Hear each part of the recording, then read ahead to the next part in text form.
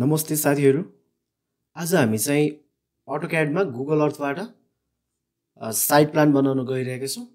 आउनुहोस् सुरु गरौँ।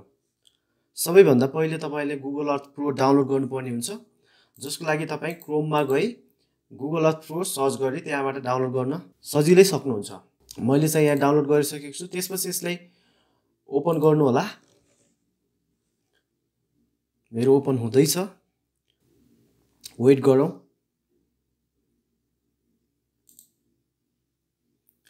गुगल अर्थ प्रो ओपन भएपछि यस्तो आउनेछ र तपाईले यहाँ चाहिँ मेरो यो पहिले नै डाउनलोड गरेको भएर यस्तो केही फिचरहरू बढी चाहिँ मैले खोलेको पनि हुन सक्छु, त्यसमा नझुकिने होला। म चाहिने कुरा चाहिँ भन्ने नै छु। त्यसपछि तपाईले भ्यूमा गई यहाँ चाहिँ मैले चाहिँ एटमोस्फियर अप्सनलाई क्लिक नगरेको भएर पहिलाको जस्तो आएको हो। मैले यसलाई एटमोस्फियर अप्सन अहिले क्लिक गरे। तपाईको चाहिँ अलरेडी आउन पनि सक्छ र आएकै हुनेछ। त्यसपछि तपाईले यहाँ गएर म केही सेटिङ गर्छु, तपाईले त्यस्तै सेटिङ गर्नु होला। सबैभन्दा पहिले तपाईले टुल्समा गई अप्सनमा जानु होला र त्यसपछि यहाँ अप्सनमा गई यदि यहाँ कुनै पनि अप्सन छ भने तपाईले यो युनिभर्सल ट्रान्सफर्स मर्क्याटर अप्सनमा क्लिक गर्नु होला। र मैले यहाँ क्लिक गरिसकेको छु किनकि मैले पहिले सेटिङ गरेको भएर अलरेडी यही छ। र यदि तपाईको छैन भने यो अप्सनमा क्लिक गर्नु होला र त्यसपछि युनिट्स अफ मेजरमेन्टमा चाहिँ मिटर किलोमिटर्समा यहाँ क्लिक गर्नु होला। छैन भने पनि यस्तै खालको सेटिङ गर्नु होला र त्यसपछि नेभिगेसनमा गई do not automatically tilt while zooming अप्सनलाई टिक लाउनु होला। यसले हामीलाई काम गर्न सजिलो हुन्छ र त्यसपछि ओके गर्नु होला। त्यसपछि आफ्नो रिक्वायर्ड साइटमा जानु होला। म चाहिँ यहाँ यो पोखरा इन्टरनेसनल एयरपोर्टको यो रनवेलाई चाहिँ अटोक्याडमा लान चाहन्छु। स्पेशली मैले आज गर्ने यो भिडियो चाहिँ बिल्डिङको साइड प्लान अथवा लोकेसन प्लानसँग सम्बन्धित रहनेछ। त्यसपछि तपाईले यहाँ स्टेसन सेट गर्नुपर्ने हुन्छ, जसको लागि एड प्लेस मार्कमा गई यसलाई तपाईले यहाँ यसरी राख्न सक्नुहुन्छ। जति जुम गरेर मिलाउनु भयो त्यति एक्युरेसी प्राप्त गर्न पनि सकिन्छ। मैले यहाँ क्लिक गरेँ र यसलाई म स्टेसन 1 दिन्छु, ST1। र यहाँ चाहिँ मेरो इस्टिङ र नर्थिङ कोअर्डिनेट्सहरू आएको छ। यसलाई म कपी गर्छु। किबोर्डमा Ctrl+C टाइप गरी यसलाई मैले कपी गर्छु र तपाईले यहीबाट पनि कपी गर्न सक्नुहुन्छ। यसलाई म नोटप्याड खोली नोटप्याडमा एउटा लिस्ट बनाएर राख्ने छु। यो मेरो इस्टिङ कोअर्डिनेट भयो। त्यसपछि नर्दर्न कोअर्डिनेटलाई पनि राखौं।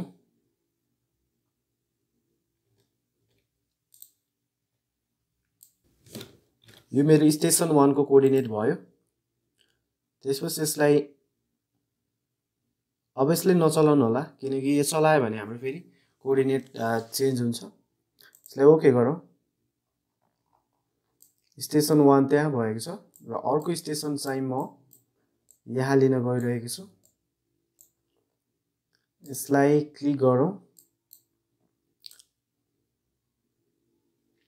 यहाँ यसरी सेट गरौँ र यसलाई म ST स्टेसन 2 भनेर नाम दिन्छु र यो कोअर्डिनेटलाई म कपी गर्छु। कपी गरेर स्टेसन 2 मा राख्छु। इस्टिङ कोअर्डिनेट भयो। नर्थिङ कोअर्डिनेटलाई पनि म कपी गर्छु र यसरी राख्छु। त्यसपछि हाम्रो स्टेसन फिक्स गर्ने काम सकिएको छ। र त्यसपछि अब म यो इमेज क्याप्चर गर्न गइरहेको छु, जसको लागि सबैभन्दा पहिले तपाईले यस्तो टिल्ट हुन सक्छ। यसलाई चाहिँ नर्थमा ओरिएन्टेट गराउँ, जसको लागि र यसको कम्पासलाई पनि यो जुमलाई पनि फिक्स गरौँ, जसको लागि तपाईले यहाँ भ्यूमा गई रिसेटमा जानु होला। र रिसेटमा गई टिल्ट एन्ड कम्पासमा क्लिक गर्नुभयो भने यो चाहिँ नर्थ भएर ओरिएन्टेड हुन्छ र स्केल पनि फिक्स हुन्छ र आफूले कति चाहिएको त्यो अनुसार तपाईले जुम आउट जुम इन गरेर मिलाउन सक्नुहुन्छ। र त्यसपछि म यसलाई सेभ गर्छु इमेजलाई। तपाईँले यहाँ देख्न सक्नुहुन्छ प्रिन्ट, सेभ इमेज यस्तो यस्तो अप्सन छ। यहाँ सेभ इमेजमा क्लिक गर्नु होला। त्यसपछि तपाईँले यहाँ टाइटलहरू पनि दिन सक्नुहुन्छ, जस्तो मैले र यो लिजेन्डहरू सब तपाईँले यदि राख्न मन लागेको छैन भने तपाईँले यहाँ अप्सनमा गई तपाईँले यसले चेन्ज पनि गर्न सक्नुहुन्छ। मैले लिजेन्डलाई राखिनँ। तपाईँले इमेजको प्रकार पनि यसरी लिन सक्नुहुन्छ। अहिले मेरो यस्तो प्रकारमा देख्न सक्नुहुन्छ। मैले यसैमा क्लिक गरेँ। त्यसपछि यति भएपछि तपाईँले यहाँ सेभ इमेजमा जानुभन्दा पहिले यहाँ तपाईँले यहाँ क्वालिटी चाहिँ आफूले फिक्स गर्न सक्नुहुन्छ। मैले चाहिँ त्यसमा क्लिक गर्छु।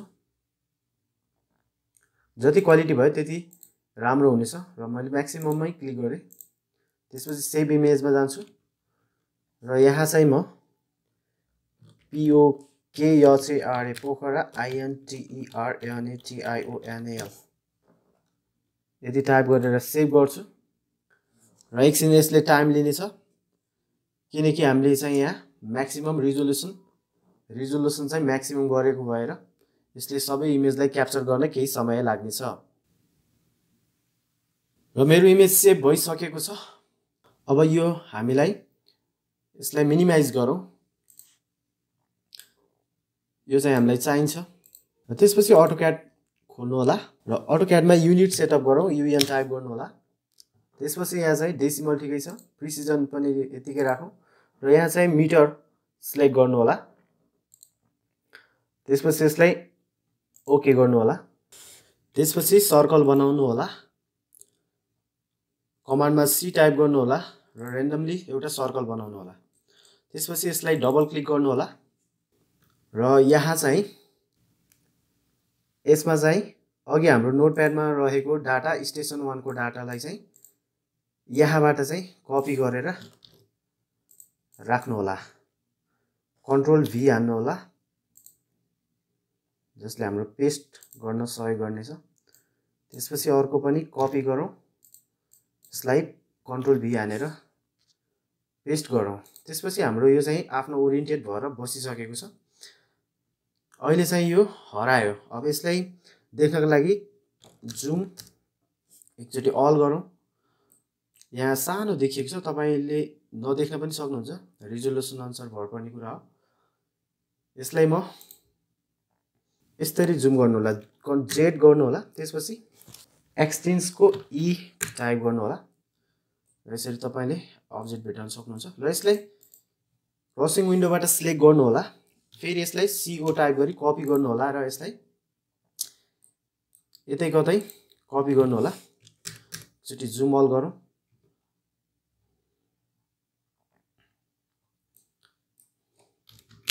मैले भर्खर कपी गरेको यो हो र यसको पनि अब यसलाई म स्टेसन 2 को कोअर्डिनेटमा राख्छु, जसको लागि म फेरि स्टेसन 2 को कोअर्डिनेटलाई कपी गर्छु र यसलाई चाहिँ म X कोअर्डिनेटमा राख्छु र फेरि म यसको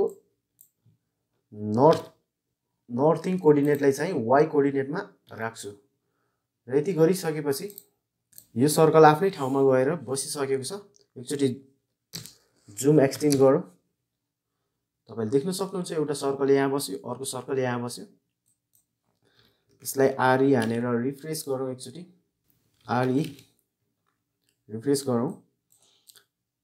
त हाम्रो दुईटा स्टेसनहरू लोकेट भइसकेको छ।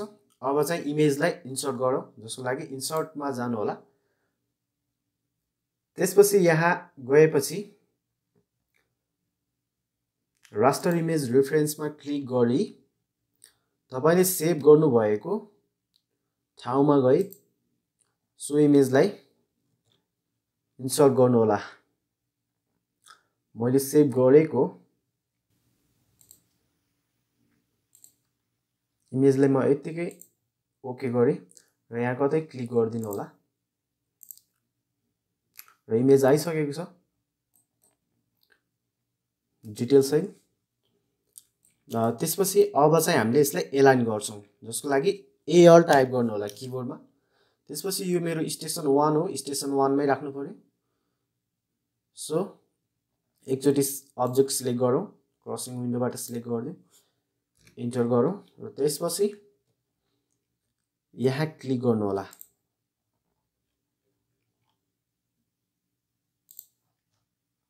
स्टेसन 1 भयो। स्टेसन 2 लाई पनि सेम प्रोसिडर।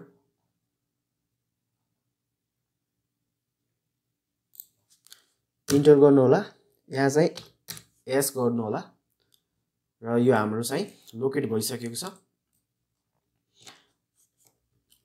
अब तपाईले यहाँबाट आफ्नो लोकेसन म्याप पनि तयार गर्न सक्नुहुन्छ र यो हाम्रो चाहिँ एप्रोक्स स्केलमा चाहिँ आएको हुनेछ यो ड्रइङ।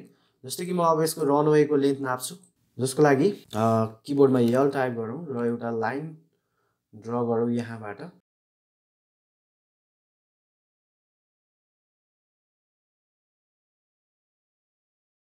देख्न सक्नुहुन्छ यहाँ लाइन। यसको म डाइमेन्सन नाप्छु DAL, त्यो एलाइन डाइमेन्सनले नाप्नु पर्छ।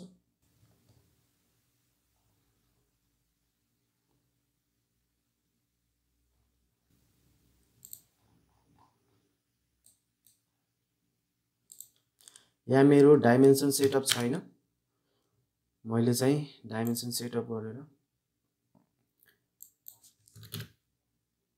फिटमा जाउँ, एकचोटि सेट गरौँ। 2622 मिटर आएको छ। एकचोटि चेक गरौँ।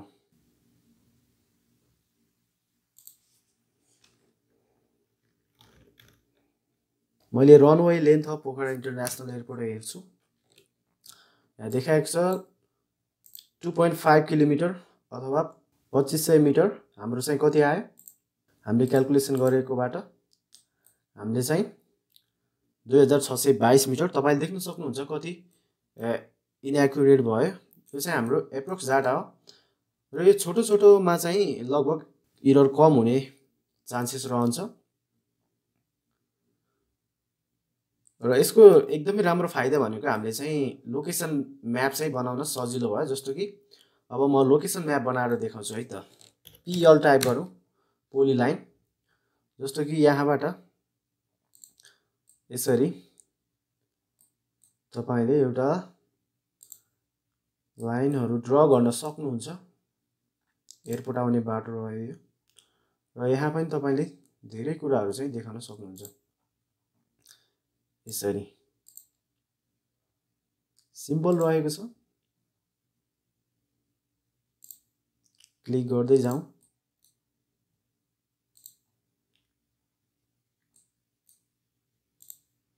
स्पेशली यो चाहिँ बिल्डिङको लागि रहेको छ। सर्वेको लागि हामीले गुगल म्यापबाटै पनि धेरै कुराहरु चाहिँ गर्न सक्छौं, जुन चाहिँ आगामी भिडियोहरुमा चाहिँ ल्याउने नै छौं। र यसरी मैले लाइन ड्र गरेको छु। यसलाई म एकचोटि यो इमेजलाई पनि फाल्दिन सक्छु र यसलाई म अहिले चाहिँ CO कपी गरेर बाहिर लान्छु। यसरी देख्न सक्नुहुन्छ तपाईले लोकेसन म्याप पनि सजिलै तयार गर्न सक्नुहुनेछ। यो चाहिँ इन्टरनेसनल एयरपोर्ट एरिया रह्यो, यो चाहिँ हाइवे रह्यो। यसलाई तपाईले छुट्याउन सक्नुहुन्छ, आफ्नो नाम दिन सक्नुहुन्छ। तपाईले यहाँबाट एप्रोक्स डाइमेन्सन पनि नाप्न सक्नुहुन्छ। जस्तै यहाँबाट यहाँको बाटोको लेन्थ नापौं कति रहेको छ। करिब 1.1 किलोमिटर हाइवेबाट चाहिँ भित्र रहेको छ पोखरा इन्टरनेसनल एयरपोर्ट। तपाईले देख्न सक्नुहुन्छ पृथ्वी हाइवेबाट 1.1 किलोमिटर चाहिँ एप्रोक्स डिस्टेन्स आएको छ। हस् त साथीहरु, कोसिस गर्दै जानु होला र यो त्यति गाह्रो कुरा चाहिँ छैन। अर्को भिडियोमा भेटौँला। Thank you.